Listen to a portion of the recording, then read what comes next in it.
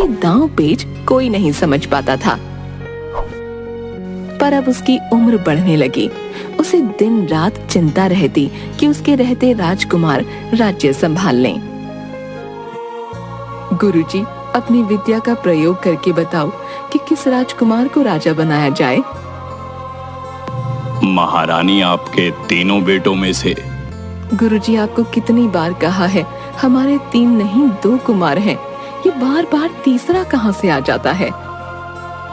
जी महारानी, न जाने क्यों कांकुर राज्य की कुंडली 3 कुमारों की ओर संकेत करती है। आप दोनों राजकुमारों के बारे में बताइए। इन दोनों कुमारों के पास ही राजा बनने की क्षमता नहीं है। रानी अपनी विशेष दासी को बुलाती है। रात को मैं तुम्हारे साथ दासी के वेश में कुमारों को देखने चलूंगी। महारानी, आपको वेश बदलने की क्या आवश्यकता है? जितना कहा है उतना करो, और हाँ, ये बात किसी को पता न चले। दासी हाँ में सिर हिलाती है। आधी रात को अंधेरा गहराने पर रानी अपने मुंह पर नकाब लगाए साधारण कपड़ों में दासी के साथ छोटे कुमार के महल की ओर जाती है। वह छिपकर खिड़की से अंदर देखती है। कुमार संतों की तरह समाधि लगाए बैठा था। ये क्या, इस आयु में ऐसी तपस्या? इसे क्या साधु बनना है? ये तो बातें भी संतों जैसी करता है। दोनों वहां से निकलकर बड़े कुमार के महल की ओर जाती है।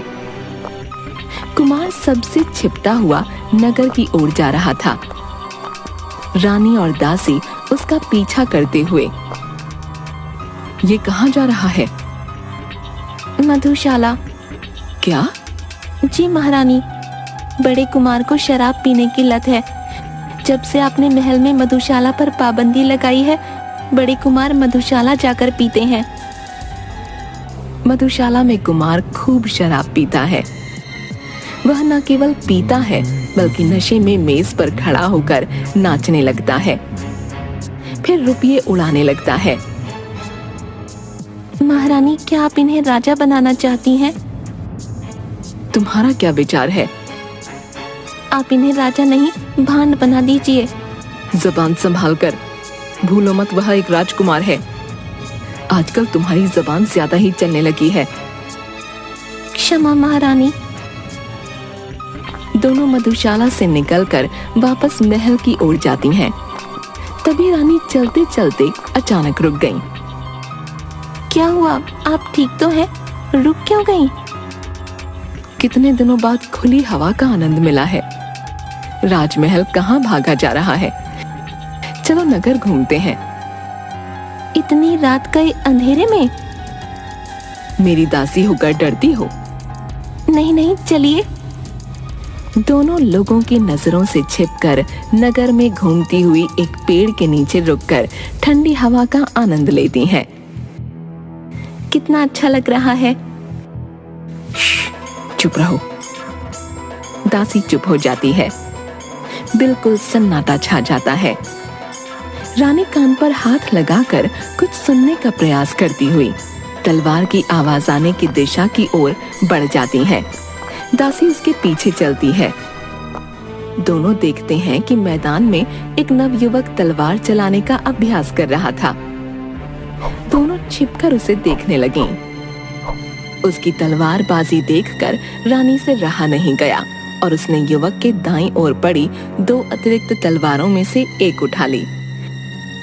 वह नकाब में तलवार लिए युवक के सामने खड़ी हो गई। कौन हो तुम? तुम्हें यह जानने की कोई आवश्यकता नहीं। स्त्री होकर हाथ में तलवार?